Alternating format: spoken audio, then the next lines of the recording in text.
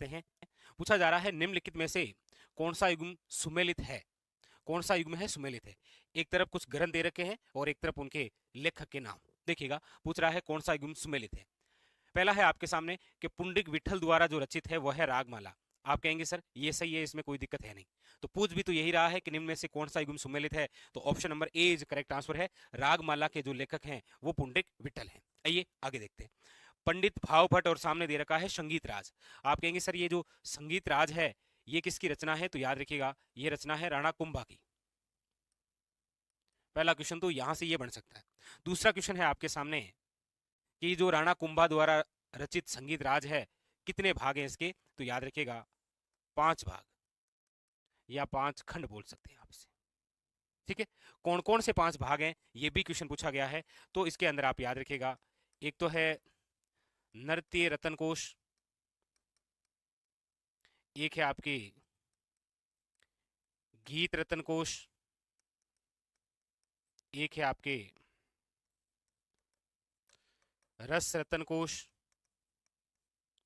एक है आपके वाद्य रतन कोश और एक है आपके पाठ्य रतन कोश। ये संगीत राज के कितने 5 भाग 5 खंड है, याद रखिएगा। कई बार क्या होता है एग्जामिनर यहां से उठा के पूछता है कि निम्न में से नृत्य रतन कोश के लेखक कौन हैं, तो याद रखिएगा कुंभा। इस प्रकार के क्वेश्चन आपको देखने को मिलते हैं। ठीक है, तो ये 2 नंबर तो गलत है। तीसरा कह रहा है कुंभा और सामने दे रखा है राग कलपदुरम। आप कहेंगे सर राग कलपदुरम के जो लेखक हैं वो है आपके, याद रखिएगा एग्जाम के लिए डायरेक्ट 1 लाइनर क्वेश्चन भी बनता है ये। ठीक है, तो इसके जो लेखक हैं वो है आपके कृष्णानंद व्यास। कौन है, तो याद रखिएगा कृष्णानंद व्यास। और राग चंद्रिका के जो लेखक हैं ये भी क्वेश्चन काफी अच्छा है, तो याद रखिएगा द्वारकानाथ भट्ट। इसके लेखक कौन है, तो याद रखिएगा द्वारकानाथ भट्ट। तो ये क्वेश्चन एग्जाम के लिए और भी बहुत ज्यादा इंपॉर्टेंट है, हो सकता है ये क्वेश्चन रिपीट हो क्योंकि क्वेश्चन बहुत अच्छे लेवल का है। ठीक है, चलिए तो यहां पर जो ऑप्शन है वो हो जाएगा आपके सामने ए इज ए करेक्ट आंसर। ठीक है, चलिए आगे चलें। अगला क्वेश्चन क्या कह रहा है आइए उसके बारे में चर्चा करते हैं। क्वेश्चन नंबर है आपके सामने नेक्स्ट, देखिएगा क्या कह रहा है। पूछा जा रहा है आपको निम्नलिखित में से कौन सा युग्म सुमेलित है। पूछा जा रहा है आपको कि निम्नलिखित में से कौन सा युग्म है जो गलत सुमेलित है। बताइए निम्नलिखित में से कौन सा युग्म यहां पर आपको ध्यान देना है कि गलत सुमेलित है। आइए इसके बारे में देखते हैं।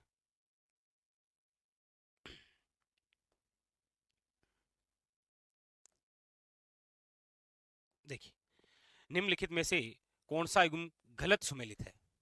प्रश्न पढ़ते समय थोड़ा सा ध्यान रखना, यहां पर पूछा जा रहा है गलत सुमेलित कौन सा है। देखिए एक तरफ आपके दे रखे हैं कर्षक आंदोलन और एक तरफ दे रखे हैं इसके प्रमुख नेता। देखिएगा सबसे पहला क्वेश्चन तो यहां पर और भी आप ध्यान रखिएगा, आपको पूछा जाए कि राजस्थान का प्रथम कर्षक आंदोलन कौन सा है, तो आपको याद रखना है राजस्थान का फर्स्ट जो कर्षक आंदोलन है वो है आपकी बिजोलिया। कौन सा है, बिजोलिया किसान आंदोलन, याद रखिएगा।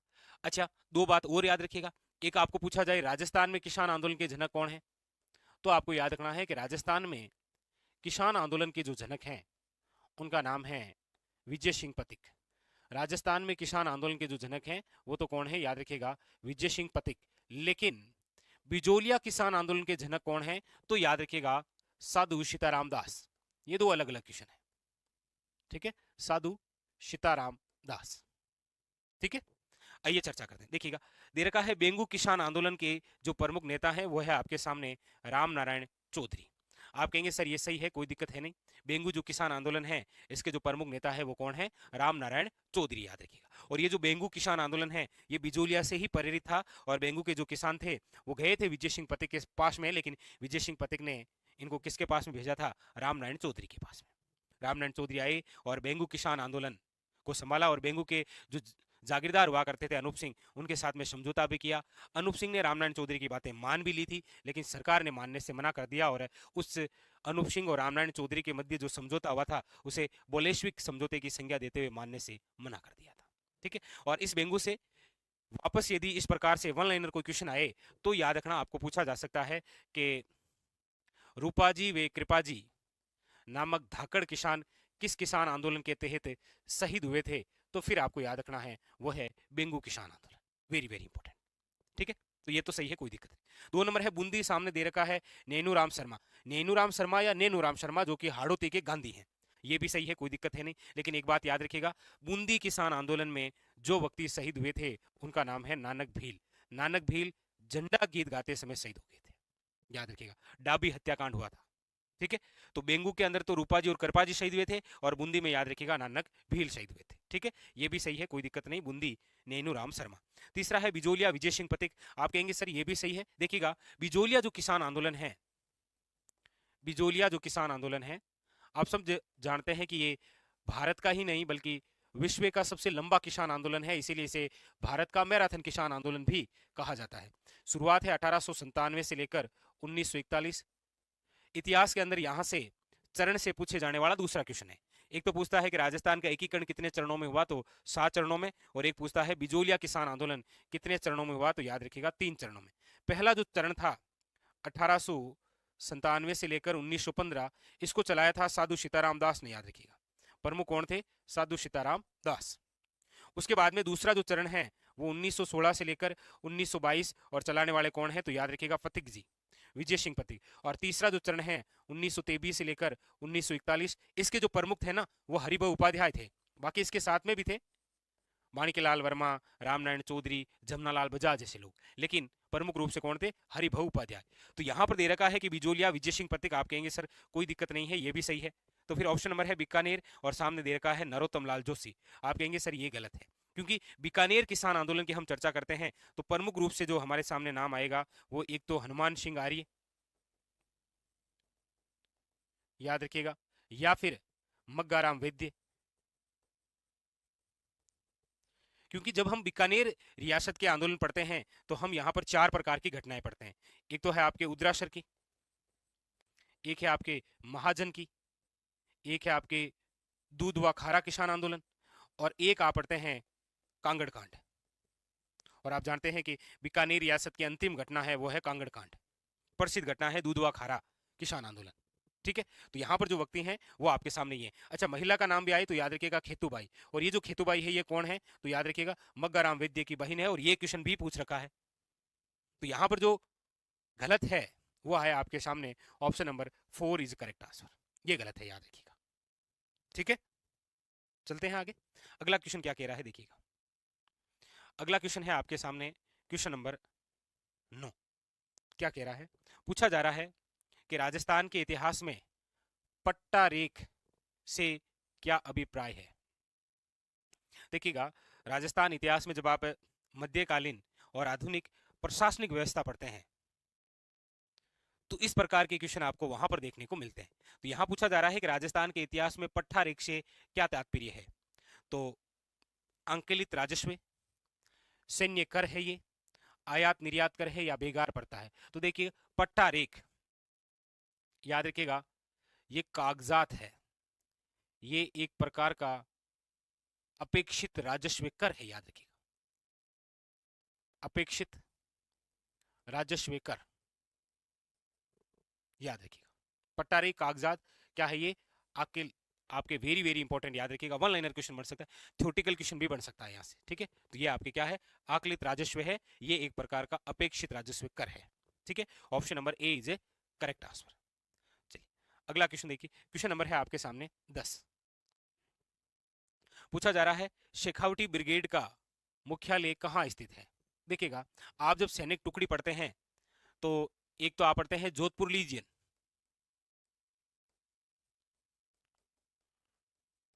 जोधपुर लीजियन, एक आप पढ़ते हैं मेवाड़ भीलकोर,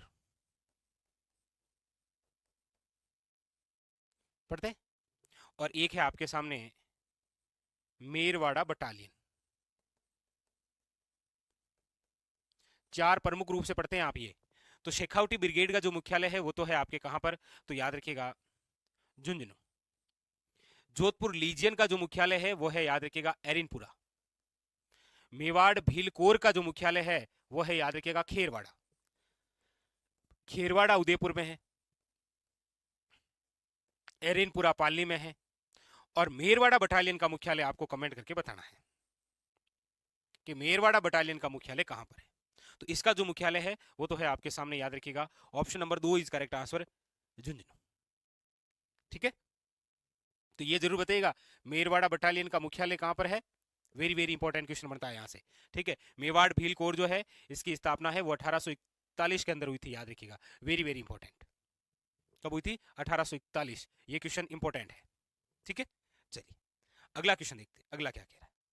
अगला क्वेश्चन है आपके सामने पूछा जा रहा है, स्वतंत्रता पूर्वे यानी आजादी से पहले राजस्थान का निम्नलिखित में से कौन सा समाचार पत्र आर्य समाजी विचारधारा का समर्थक नहीं है। आजादी से पहले का ऐसा कौन सा समाचार पत्र है जो आपके आर्य समाजी विचारधारा का संवर्धक नहीं है, बताइए वो कौन सा है। देश हितैषणी, आप कहेंगे सर ये तो आर्य समाजी विचारधारा का है। जनहितकारिक, ये भी है। परोपकारिणी सभा, ये भी है। परोपकारक, ये भी है। लेकिन याद रखिएगा राजपुताना जो गेजेट है इसका कोई संबंध नहीं है आर्य समाज विचारधारा से। लेकिन राजपुताना गेजेट से अच्छे क्वेश्चन बनते हैं। एक तो ये है, ये समाचार पत्र कब का है, तो याद रखिएगा 1882 का, वेरी वेरी इंपॉर्टेंट। कहां से है ये राजपुताना गेजेट, तो याद रखिएगा अजमेर से। अच्छा, इसके संपादक कौन है, तो याद रखिएगा वेरी वेरी इंपॉर्टेंट आपके मौलवी मुराद अली।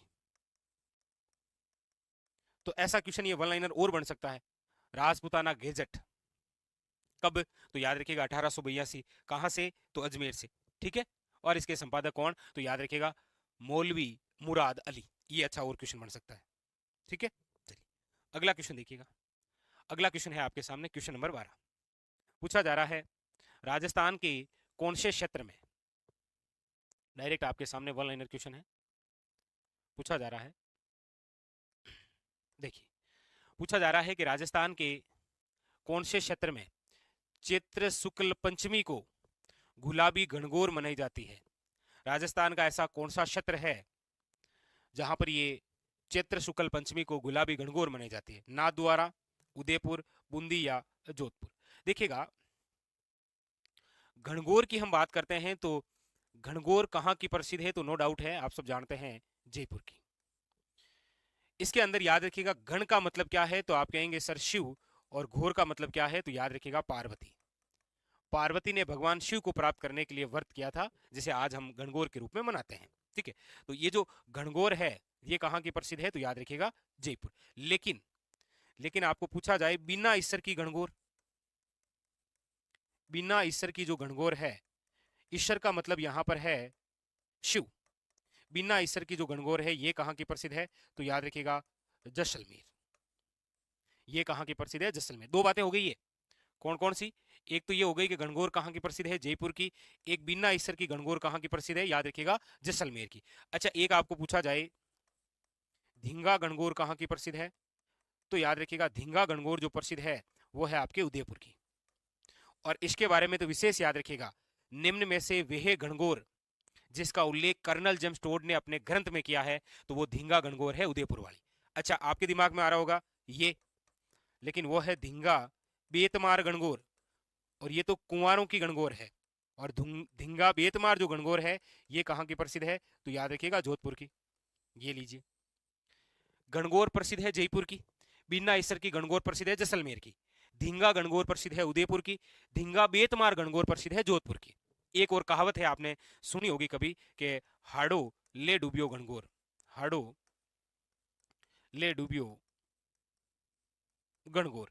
ये कहावत किस रियासत से संबंधित है, तो भी आपको याद रखना है बूंदी से। और एक यहां पर क्वेश्चन है कि गुलाबी गणगौर मनाई जाती है, याद रखिएगा नाथद्वारा राजसमंद। तो गणगौर से रिलेटेड आपके सामने 5 फैक्ट है। गणगौर कहाँ की प्रसिद्ध, के जयपुर की। बिना ईसर की गणगौर कहाँ की प्रसिद्ध है, कि जैसलमेर की। धींगा गणगौर कहाँ की प्रसिद्ध है, कि उदयपुर की। धींगा बेतमार गणगौर कहाँ की प्रसिद्ध है, कि जोधपुर की। हाड़ू ले डूबियो गणगौर कौन सी रियासत से संबंधित है, बूंदी से। और गुलाबी गणगौर कहाँ की प्रसिद्ध है, याद रखिएगा नाथद्वारा राजसमंद। बताइए सारे फैक्ट क्लियर हो गए, आगे चलते हैं। क्वेश्चन नंबर है आपके सामने 13, लीजिए। क्वेश्चन नंबर 13 क्या कह रहा है, इसके अंदर आपसे पूछा जा रहा है कि सुमेलित कीजिए। आपसे क्या पूछा जा रहा है, आपसे पूछा जा रहा है कि सुमेलित करना है इसको। देखिएगा, सुमेलित कीजिए। एक तरफ संस्था है और एक तरफ स्थापना वर्ष है। अच्छा, दिखाई नहीं दे रहा है क्या?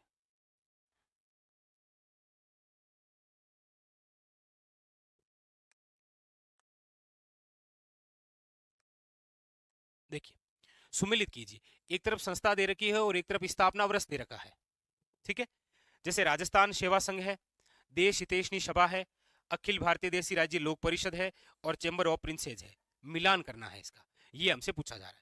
कोई दिक्कत नहीं है। देखिएगा, राजस्थान सेवा संघ की हम बात करते हैं तो याद रखिएगा, ये जो राजस्थान सेवा संघ है, इसकी जो स्थापना है वो 1919 के अंदर कहां पर हुई थी? तो आप कहेंगे सर वर्धा, महाराष्ट्र।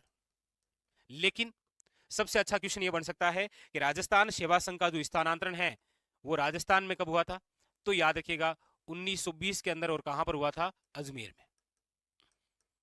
ये इंपॉर्टेंट। राजस्थान सेवा संघ की स्थापना 1919 वर्धा, महाराष्ट्र में हुई। राजस्थान में इसका स्थानांतरण हुआ था 1920 अजमेर के अंदर। और राजस्थान सेवा संघ के जो संस्थापक थे वो थे Vijay Singh Pathik. Very very important. ठीक है, और इसी राजस्थान सेवा संघ और विजय सिंह पथिक द्वारा वर्धा, महाराष्ट्र से एक समाचार पत्र निकाला गया था जिसका नाम है राजस्थान केसरी। राजस्थान केसरी को बैन किया गया था तो वापस ब्यावर से निकाला गया था नवीन राजस्थान। नवीन राजस्थान को जब वापस बैन किया गया था तो ब्यावर से फिर निकाला गया था कौन सा? याद रखिएगा, तरुण राजस्थान। तो ये 3 समाचार पत्र भी हैं। आगे चर्चा करेंगे जब समाचार पत्र से रिलेटेड क्वेश्चन आएगा। अगला है देश हितैषणी सभा।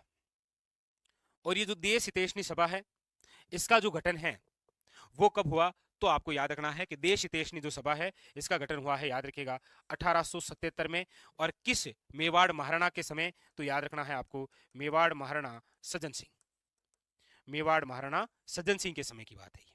ठीक है, अगली बात है अखिल भारतीय देसी राज्य लोक परिषद। तो अखिल भारतीय देसी राज्य लोक परिषद का जो गठन है वो 1927 के अंदर है, याद रखिएगा। Very very important, 1927 Bombay.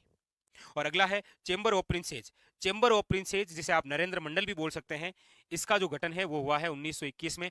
एक क्वेश्चन और बड़ा शानदार बनता है कि चेंबर ऑफ प्रिंसेज के प्रथम चांसलर कौन थे?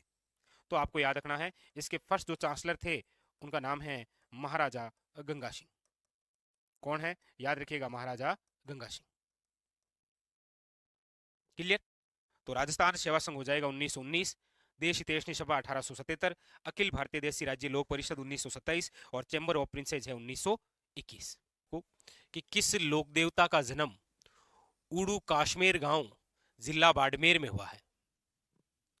अक्सर आप देखते हैं कि हमारे राजस्थान जीके के अंदर जो टॉपिक है लोक देवता, आजकल लोक देवता से जो क्वेश्चन आने लग गया है वो उनकी जन्म स्थली से विशेष आने लग गया। और यदि मैं पूरी ही चर्चा करूं तो उनके जीवन परिचय से क्वेश्चन आता है आजकल। या तो उनकी जन्म स्थली पूछी जाती है या फिर उनका परिचय, यानी कि माता, पिता, पत्नी, घोड़ी, जो भी है उनसे रिलेटेड। यहां पर है कि किस लोक देवता का जन्म उड़ू काश्मीर, शिव तहसील, बाड़मेर जिले के अंदर हुआ है? तो वो है आपके रामदेव जी। कौन है? याद रखिएगा, Ramdev ji. Very very important.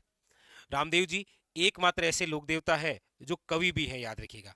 इनकी एक रचना है जिनका नाम है 24 बनिया, और इनके द्वारा एक पंथ भी चलाया गया है जिसका नाम है कामड़िया पंथ। इनके पिताजी का नाम है अजमाल जीरा कंवरा, मेणा देरा लाल यानी कि माताजी का नाम, और नेतलरा भरतार यानी कि पत्नी का नाम। याद रखिएगा, रामदेव जी हैं जिनका जन्म उड़ू काश्मीर, शिव तहसील, बाड़मेर जिले में हुआ है। Option number 3 is correct answer. Very very important, याद रखिएगा। ठीक है, चलिए अगला क्वेश्चन देखते हैं। अगला फिर रीजनिंग से संबंधित, ये लीजिए, राजस्थान जीके से संबंधित है आपके क्वेश्चन नंबर 4। क्या कह रहा है वो देखिए। पूछा जा रहा है आपको कि निम्न में से कौन सी सैनिक छावनी राजपुताना में स्थित नहीं थी?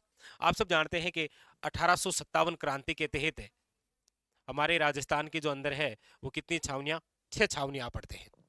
कौन कौन सी? तो देखिए, सबसे बड़ी छावनी है आपके नसीराबाद, सबसे छोटी है आपके देवली, सर्वाधिक विद्रोह वाली है एरिनपुरा, वर्तमान राजस्थान से जो बाहर है वो है नीमचेक, और 2 ऐसी है जिन्होंने विद्रोह नहीं किया। वो एक तो है आपके, याद रखिएगा, ब्यावर, और एक है खेरवाड़ा। ये टोटल आपके कितनी ठीक है, तो यहां पर कौन सी नहीं है, तो याद रखिए ऑप्शन नंबर हो जाएगा आपके सामने 3, टोंक नहीं है। ठीक है, अगला देखिए, अगला क्वेश्चन।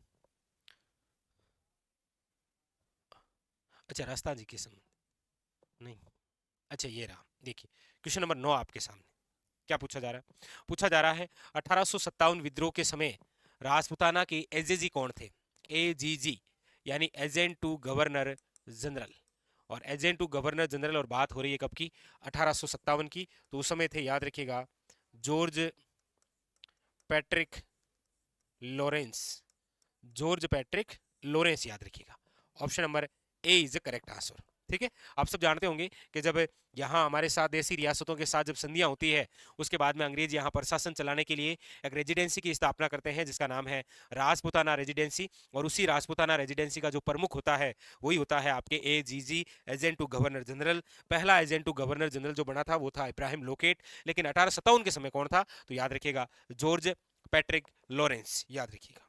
ठीक है, चलिए आगे बढ़ते हैं। क्वेश्चन नंबर है आपके सामने 11, क्या कह रहा है, देखिए, मार्च 1948 में किन 4 राज्यों को जोड़कर एक मत्स्य संघ का निर्माण किया गया। ये जो मत्स्य संघ है, इसको नाम देने वाले तो थे के एम मुंशी, याद रखिएगा। ठीक, मत्स्य संघ का जो गठन है वो हुआ है आपके 18 मार्च 1948 को, और ये जो मत्स्य संघ है ये राजस्थान के एकीकरण का प्रथम चरण है, और इसके अंदर कितनी रियासतें, तो 4 रियासतें जोड़कर मत्स्य संघ बना था। मत्स्य संघ का राजस्थान में विलय कौन से चरण में हुआ, कमेंट करिएगा, मत्स्य संघ का राजस्थान में विलय कौन से चरण में हुआ, आप में से कौन इसका आंसर बताएगा कमेंट करके। फिर कह रहा हूं, मत्स्य संघ का राजस्थान में विलय कौन से चरण के तहत किया गया, बताइए। और मत्स्य संघ में कितनी, 4, कौन सी, अलवर, भरतपुर, धौलपुर और करौली, याद रखिएगा, ऑप्शन नंबर 4, इन 4 रियासतों को जोड़कर यह संघ बनाया गया था। ठीक है, चलिए अगला कौन सा क्वेश्चन है वो देखिए। अगला क्वेश्चन है आपके सामने क्वेश्चन नंबर 14, और बहुत ज्यादा पॉपुलर है, ये आपके एग्जाम में आ सकता है। कालीबंगा का जो उत्खनन है वो कितने स्तरों में हुआ है, देखिए, सबसे पहले तो ये कालीबंगा किस जिले में है, तो याद रखिएगा हनुमानगढ़ में। ठीक है, ये आपके किस नदी के किनारे है, तो याद रखिएगा घग्गर। खोज करने वाले कौन है, तो याद रखिएगा ए घोष, और उत्खनन का कार्य करने वाले कौन है, तो याद रखिएगा बीबी लाल, बीके थापर और एक खर्रे, याद रखिएगा। ये 3 आपके क्या है, उत्खनन करता, ये खोज करता, ये नदी, और ये स्थल। और कालीबंगा का अर्थ आप जानते ही हैं, काली चूड़ियां या काले रंग की चूड़ियां। ये जो कालीबंगा है इसका जो उत्खनन का कार्य है ये याद रखिएगा 3 काल में 5 स्तर पर की गई थी इसकी खुदाई। 3 काल और कितने स्तर, 5 स्तर। Option number 3 is correct answer, याद रखिएगा, option number 3 is correct answer. ठीक है, अगला देखिए।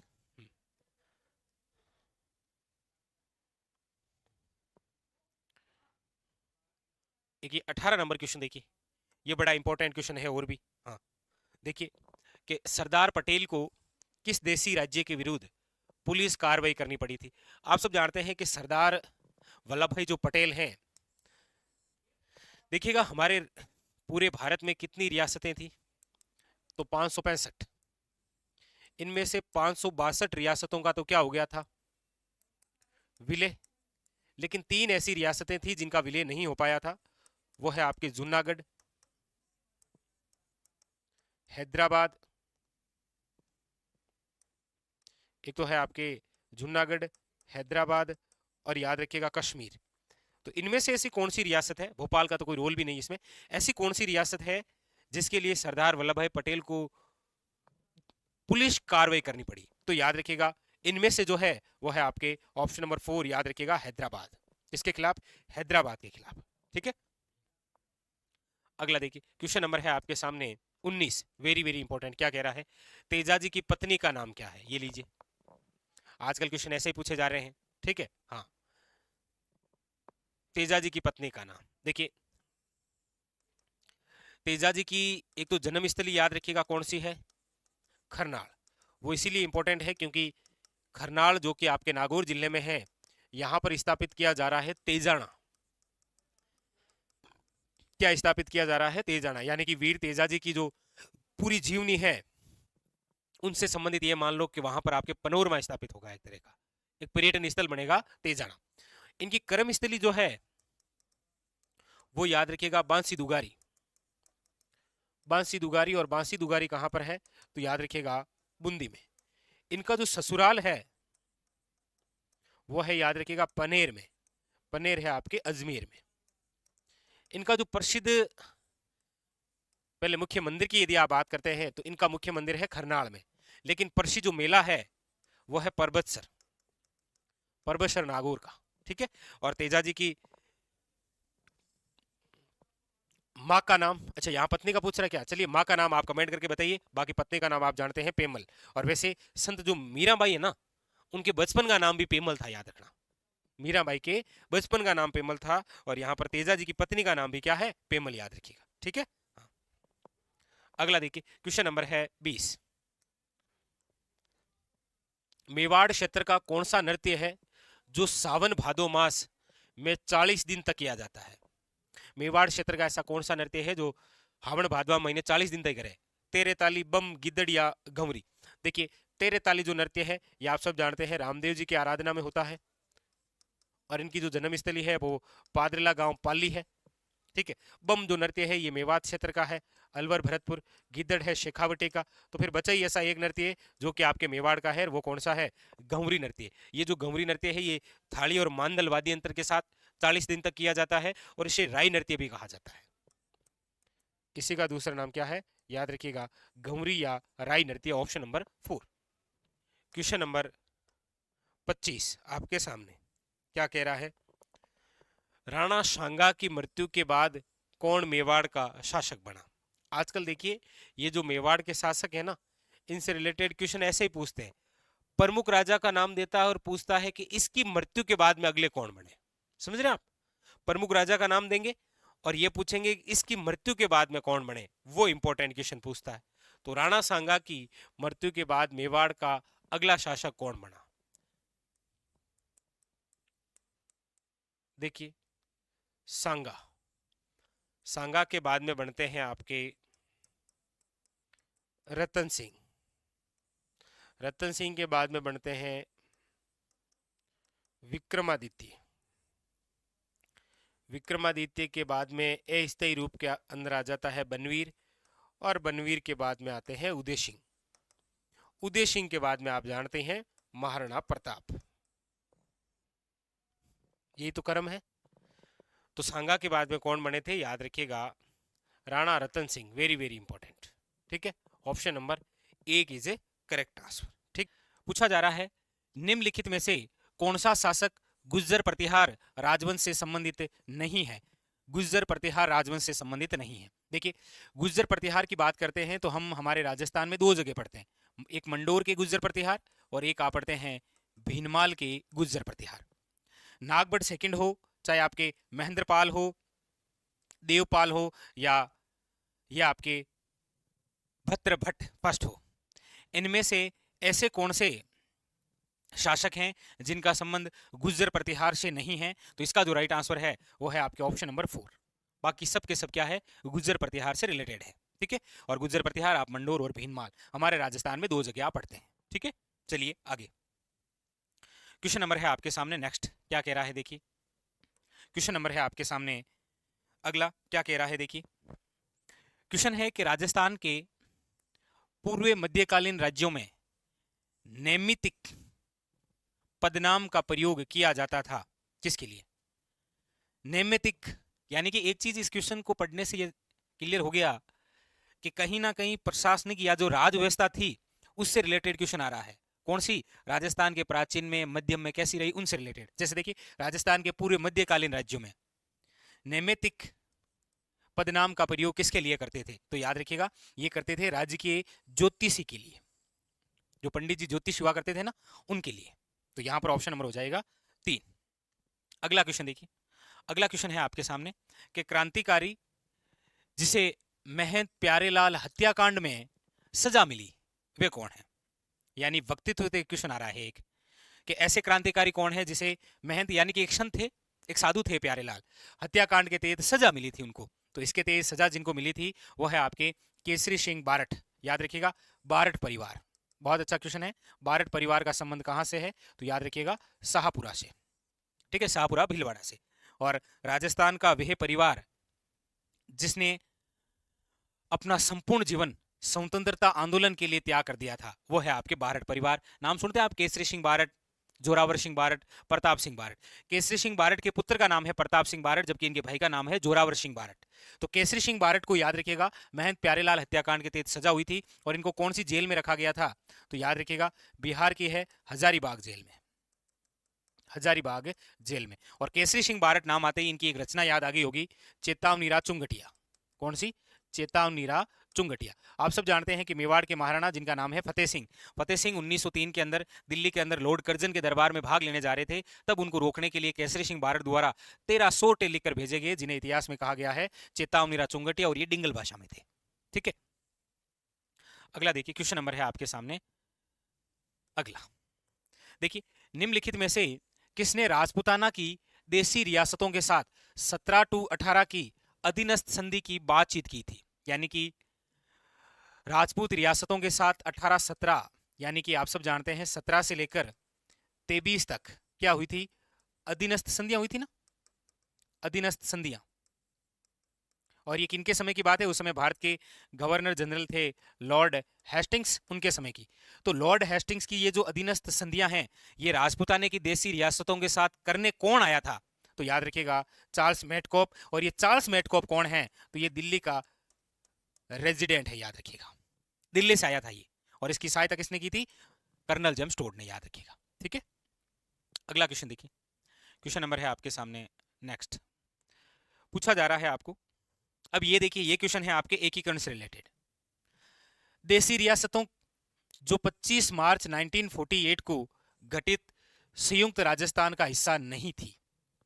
अब आप सब जानते हैं कि राजस्थान के एकीकरण की जो शुरुआत होती है वो मत्स्य संघ से होती है। प्रथम चरण है ये मत्स्य संघ, और ये कब घटित हुआ था? तो 18 मार्च 1948। दूसरा जो चरण है वो हुआ आपके 25 मार्च 1948। तीसरा जो चरण है वो हुआ आपके 18 अप्रैल 1948। अब प्रथम चरण के अंदर 4 रियासतें थी, अलवर, भरतपुर, धौलपुर, करौली। और ये जो 25 मार्च 1948 है, इसके अंदर थी 9 रियासतें। और 18 अप्रैल 1948 को एक रियासत कौन सी मिली थी? उदयपुर। अब आप देख लीजिए, पूछ रहा है 25 मार्च 1948 को हिस्सा नहीं थी। उदयपुर जो है वो कब का हिस्सा थी? 18 अप्रैल का था। ऑप्शन नंबर 3, उदयपुर इसके तहत नहीं, उदयपुर तीसरे चरण के तहत हाँ राजस्थान का हिस्सा। अगला देखिए, अगला क्वेश्चन है आपके सामने, त्याग भूमि के संपादक कौन थे? देखिए, सिक्कों से क्वेश्चन आया, वक्तित्व से क्वेश्चन आया, और अब आपके सामने समाचार पत्र से क्वेश्चन आया, और एकीकरण से और क्वेश्चन आ रखा है, एक प्रशासनिक व्यवस्था से क्वेश्चन आ रखा है। मतलब आरएस के अंदर प्रत्येक बिंदु से क्वेश्चन आता है। त्याग भूमि के संस्थापक कौन? त्याग भूमि एक समाचार पत्र है जिसके संपादक कौन है? तो याद रखिएगा, हरिभाऊ उपाध्याय। ये जो हरिभाऊ उपाध्याय है, आप सब जानते हैं कि अजमेर मेरवाड़ा जो कि एक केंद्र शासित प्रदेश था ना, अजमेर मेरवाड़ा, इसके एकमात्र सीएम बनने वाले व्यक्ति हैं ये हरिभाऊ उपाध्याय। एकमात्र क्या बने थे? अजमेर मेरवाड़ा के सीएम, याद रखिएगा। और बिजोलिया किसान आंदोलन का जो तीसरा चरण था वो इनके द्वारा ही चलाया गया था, तीसरा चरण। हरिभाऊ उपाध्याय, जिनकी पत्नी का नाम है रम्मा देवी, याद रखिएगा, रम्मा देवी, ये भी इंपॉर्टेंट है। चलिए आगे। अब देखिए, आपके सामने एक तरफ तो मंदिर हैं और एक तरफ झीलें हैं, और कह रहा है मिलान करना है। कामेश्वर महादेव, शीतलेश्वर महादेव, पीपला माता और नीलकंठ। अब देखिए, वैसे इसकी यदि आप चर्चा करेंगे तो कामेश्वर महादेव जो है वो है आपके कहां पर? पाली, यानी एक में डी है। अब जिसमें नहीं है उसको तो काट दीजिए, एक में डी है। अब आप जानते हैं कि शीतलेश्वर जो है ये राजस्थान का प्रथम समय अंकित मंदिर है। ये याद रखिएगा, फर्स्ट समय अंकित मंदिर कौन सा है? याद रखिएगा, शीतलेश्वर। ये कहां पर है? आपके झालावाड़ में। तो दूसरे के अंदर सी है, दूसरे के अंदर सी, एक में बचा है, option number 2 is correct answer. क्योंकि पीपला माता जो है वो आपके जोधपुर में, और नीलकंठ महादेव आप जानते ही हैं सरिस्का अलवर में।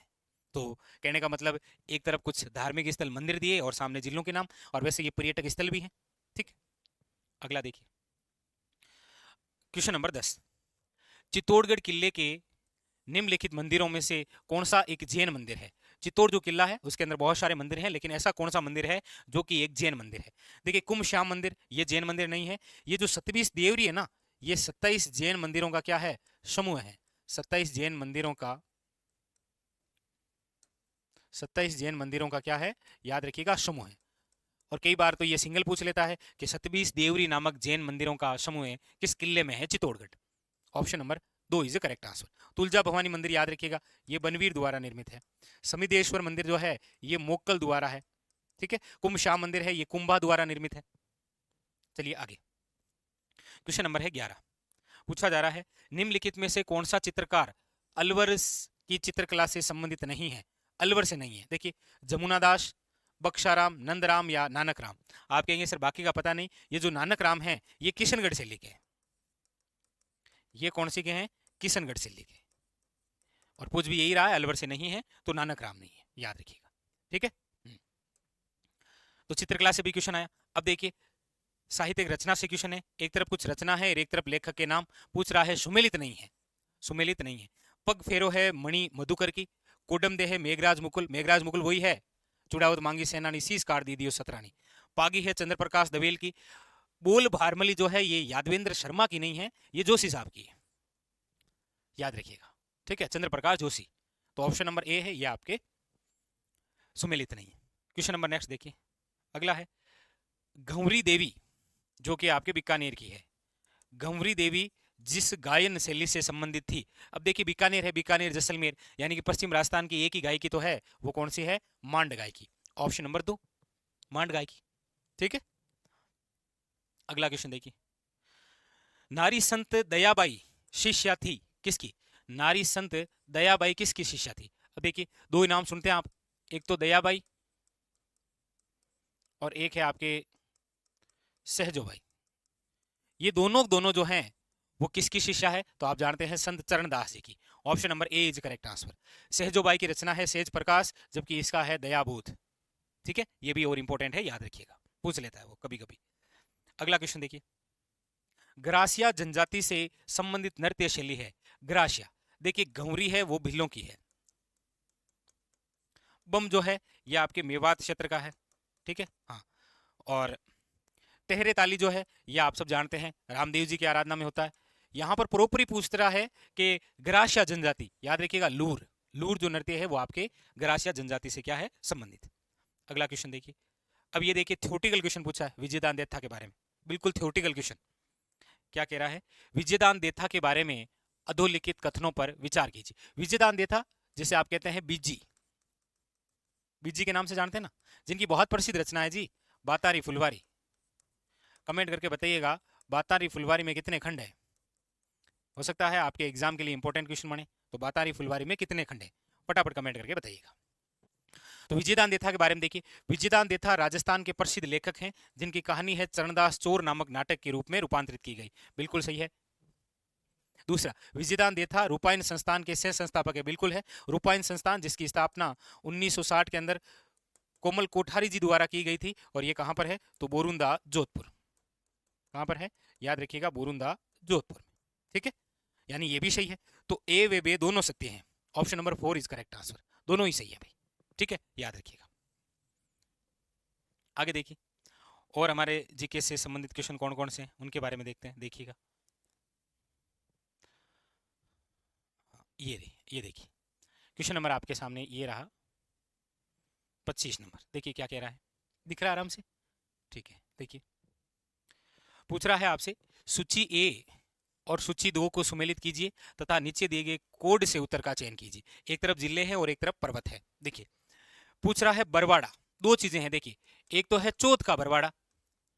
चौथ का जो बरवाड़ा है वो है आपके सवाई माधोपुर में। चौथ का बरवाड़ा है सवाई माधोपुर में, याद रखिएगा। बरवाड़ा है ये है जयपुर की एक चोटी, और यही तो पूछ रहा है। तो बरवाड़ा है जयपुर में। झाड़ोल एक पर्वत है जालोर का। रघुनाथगढ़ आप सब जानते हैं शिखर, और भानगढ़ जिसे भूतों का गढ़ बोलते हैं वो है अलवर। तो ऐसा ये दूसरा क्वेश्चन, एक मंदिर थे, एक तरफ जिले, एक तरफ जिले एक तरफ पर्वत। ठीक है, हाँ। अगला क्वेश्चन देखिए, पूछा जा रहा है निम्नलिखित में से कौन सी पहाड़ियां राजस्थान में विंध्यन पर्वत श्रेणी का विस्तार है? ऐसी कौन सी पहाड़ियां हैं जो विंध्यन पर्वत श्रेणी? देखिए, जब आप ये राजस्थान का मैप देखते हैं, यहां पर आप पढ़ते हैं विंध्यन, क्योंकि विंध्याचल पर्वत मालवा का भाग है यहाँ पर, और ये दक्षिण है, ये पूर्व है, और दक्षिण पूर्व के मध्य कोटा, बूंदी, बारा, झालावाड़, कोटा संभाग है। और यहाँ पर जो पहाड़ियां हैं कौन सी है? मुकुंदरा की पहाड़ियां। Option number A is correct answer. ठीक है, तो ऐसा भी पूछा जा सकता है कि विंध्यन पर्वत श्रेणियों का विस्तार, तो याद रखिएगा राज्य के दक्षिण व पूर्वी भाग में है। राज्य के हाड़ौती क्षेत्र में है, ऐसे भी आ सकता है ऑप्शन के अंदर। ठीक है, अगला क्वेश्चन देखिए। राजस्थान जी की बड़ा एजिश आता है जी, ऐसे चिंता करने की आवश्यकता नहीं है। ठीक है, सूची ए का सूची 2 से मिलान करना है। एक तरफ मुख्य सिंचाई परियोजना है और एक तरफ सिंचाई सुविधा से लाभान्वित जिले हैं। पहला है सिद्धमुख परियोजना, राजीव गांधी सिद्धमुख नहर नहर परियोजना। आपको पता हो तो ये संबंधित है हनुमानगढ़ और चूरू, नोहर भादरा और राजगढ़ तहसील। नर्मदा परियोजना, आप सब जानते हैं कि ये नर्मदा जो परियोजना है ये है जालोर और बाड़मेर, फुवारा पद्धति वाली। ठीक है, फिर है आपके झमई परियोजना, और झमई परियोजना है पाली, जालोर, जोधपुर, जबकि जाखम परियोजना है आपके उदयपुर और प्रतापगढ़। आइडिया वैसे लग रहा है थोड़ा थोड़ा, जाखम जाखम बांध है प्रतापगढ़, अब इसमें प्रतापगढ़ यहाँ है, झमई बांध पाली, पाली केवल यहाँ है, मिलान हो रहा है। ठीक है, अगला देखिए, अगला क्वेश्चन 28 नंबर थ्योरेटिकल क्वेश्चन। भौतिक प्रदेश से जब भी क्वेश्चन आता है थ्योरेटिकल ही आता है आरएस में। देखिए, राजस्थान में मई जून महीनों में उत्पन्न होने वाली धूल भरी आंधियों के लिए उत्तरदायी है क्या?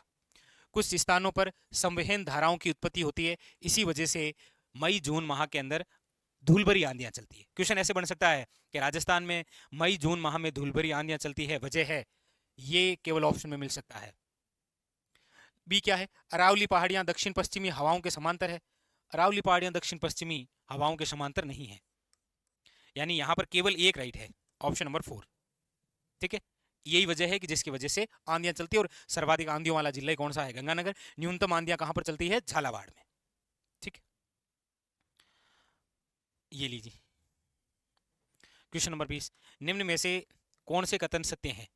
संगमरमर विकास एवं संरक्षण नियमावली 2002 बिल्कुल सही है। संगमरमर आप सब जानते हैं, प्रसिद्ध तो वही है सफेद संगमरमर, मकराना नागौर वाला, जिसका उपयोग ताजमहल के निर्माण में भी है। राजस्थान खनिज जो नीति है 2015 में भी आई है। जिला खनिज फाउंडेशन ट्रस्ट नियमावली 2016, ये भी सही है। राजस्थान ए प्रधान खनिज रियायत नियमावली संशोधित 2016 तक, ये भी है। यानी कि ये सभी सही है भी। ऑप्शन नंबर जो 4 है वो सही है, करेक्ट आंसर है। ठीक है, अगला देखिए, अगला है क्वेश्चन नंबर 30, खनिज से संबंधित। निम्नलिखित में से कौन से खनिजों का राजस्थान का लगभग अकेला उत्पादक राज्य? लगभग अकेला। शीशा और जस्ता अयस्क में है, आप कहेंगे बिल्कुल है। ताम्र अयस्क में अकेला नहीं है। वोलेस्टोनाइट में तो बिल्कुल, और सेलेनाइट, यानी कि ए से और दे सही है, ए से और दे। Option number 4 is correct answer. ठीक है, हाँ चलिए क्वेश्चन नंबर नेक्स्ट 31 नंबर क्या कह रहा है? वर्ष 2017 और 18 दिसंबर 2017 तक राजस्थान के कौन से क्षेत्र में सर्वाधिक कच्चे तेल का उत्पादन प्राप्त हुआ? तो ये तो हमें नवीनतम आंकड़ों के तहत पढ़ना है, बाकी इसका जो आंसर है वो आप जानते ही हैं, बाड़मेर सांचौर बेसिन ही तो है, इसी से तो सर्वाधिक होता है। ठीक है, अब ये है क्वेश्चन नंबर 32। जनगणना से जब भी क्वेश्चन आता है, कभी ऐसे सिंपल नहीं आता है कि सर्वाधिक लिंगानुपात वाला जिला कौन सा है, या ऐसे ऐसे आता है। जनगणना 2011 के अनुसार क्रम से भारत एवं राजस्थान की नगरीय जनसंख्या का प्रतिशत क्या है? भारत का बताना है पहले, वो है 31.15, उसके बाद में राजस्थान का बताना है, वो है आपके 24.87%, यानी कि ऑप्शन नंबर 4। ठीक है, ऑप्शन नंबर 4। क्वेश्चन नंबर 33 क्या कह रहा है देखिए। निम्नलिखित में से राजस्थान में कौन से महत्वपूर्ण खनिज आधारित उद्योग है? महत्वपूर्ण खनिज आधारित, देखिए जस्ता है खनिज आधारित, सीमेंट है, संगमरमर है। इलेक्ट्रॉनिक जो उद्योग है ये खनिज आधारित नहीं है, तो ए बे और दे, ए बे और दे, ऑप्शन नंबर 3 याद रखिएगा। ठीक है, क्वेश्चन नंबर है आपके सामने देखिए 34। 2011 की जनगणना के अनुसार राजस्थान के किन जिलों में अनुसूचित जनजाति की जनसंख्या का प्रतिशत उनकी कुल जनसंख्या में न्यूनतम है? ये जनसंख्या से रिलेटेड दूसरा क्वेश्चन, और जब भी न्यूनतम है तो बीकानेर और नागौर आएंगे प्रतिशत के मामले में। ठीक है, अगला देखिए क्वेश्चन नंबर 35। पंचभद्रा बाड़मेर में प्रस्तावित ऑयल रिफाइनरी, अभी विगत एग्जाम में डायरेक्ट यही क्वेश्चन आया था कि ऑयल रिफाइनरी कहां पर है? बाड़मेर में।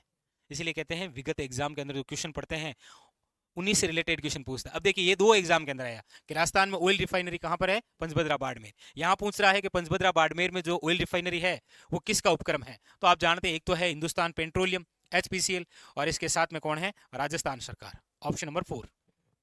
ठीक है, अब देखिए क्वेश्चन नंबर है आपके सामने 36। कौन सा सुमेलित नहीं है? एक तरफ जिला है और एक तरफ शुभंकर दे रखे हैं। भीलवाड़ा का मोर है नो डाउट, क्योंकि अजमेर का खड़मोर है। चूरू का क्या है? कृष्ण मृग, काले हिरण। सवाई माधोपुर का शेर नहीं है, सवाई माधोपुर का टाइगर बाघ है। Option number 3 is incorrect. बाकी जैसलमेर का गोडावण है, कोई दिक्कत नहीं है। ठीक है, जैसलमेर का गोडावण। ठीक है, अगला देखिए। अब ये तो आपके थोड़ा इंडियन पॉलिटिक्स है, हम हमारे राजस्थान जीके की ओर बढ़ते हैं। 40 क्वेश्चन आए थे लगभग। आरएसपीरी में आपने पॉलिटी, करंट और राजस्थान जीके को अच्छे से पढ़ लिया, आपका बेड़ा पार है, ये समझ लीजिए। और फिर करंट तो हम देखेंगे नहीं। ठीक, अब देखिए ये क्वेश्चन नंबर है आपके सामने 73। क्या कह रहा है? निम्न में से किस ताप विद्युत परियोजना की प्रति स्थापित विद्युत क्षमता सर्वाधिक है? और यही क्वेश्चन 18 के आरएस में है, और यही क्वेश्चन अभी सीईटी के अंदर भी आया सेम, कि सर्वाधिक ताप विद्युत क्षमता किसकी है? तो वो है सूरतगढ़ की। याद रखिएगा, 2820 मेगावाट। कहां पर है ये? गंगानगर। क्योंकि छबड़ा की है 2320। ठीक है, तो किसकी है सर्वाधिक? सूरतगढ़ गंगानगर की, याद रखिएगा। ठीक है, अब बाकी तो आपके देख लीजिए, करंट से रिलेटेड क्वेश्चन आते हैं। ठीक है, अच्छा ये भी रह गया ना, ये देखिए, देखते हैं इसमें 75 क्या कह रहा है? राजस्थान के पर्यटन क्षेत्र में निम्न में से कौन सा अनुपम बिक्री प्रस्ताव नहीं है? कौन सा है पर्यटन में जो बिक्री प्रस्ताव नहीं है? पैलेस एंड वॉयल्स ट्रेन, ये तो है। किले, महल, हवेलियां है। मेले और त्योहार है। चिकित्सक जो पर्यटन है ये इसमें नहीं है। Option number 4। ठीक है, अगला देखिए, पूछ रहा है निम्न में से कौन सा राजस्थान का तेल क्षेत्र नहीं है? ऐश्वर्या, मंगला, सरस्वती है, गंगा नहीं है, याद रखिएगा। कौन सा नहीं है? गंगा नहीं है। ठीक है, क्वेश्चन नंबर नेक्स्ट देखिए। पूछा जा रहा है आपको, राजस्थान की निम्न झीलों में से कौन सी झील राष्ट्रीय झील संरक्षण कार्यक्रम में अंतर्गत नहीं आती है? अब ये क्वेश्चन इतना प्रसिद्ध है कि विगत एग्जाम अभी जो है उनमें कई बार आया है ये, कि कौन सी ऐसी झील है जो राष्ट्रीय झील संरक्षण कार्यक्रम में शामिल नहीं है। क्योंकि इस कार्यक्रम में राजस्थान की 6 झील है, जिसमें देखिए फतेह सागर झील है और पिछोला झील है। ठीक है, नक्की झील है, आना सागर झील है, पुष्कर झील है, और जयपुर की मान सागर झील है। जो शामिल नहीं है वो स्वरूप सागर झील है। ठीक है, तो ये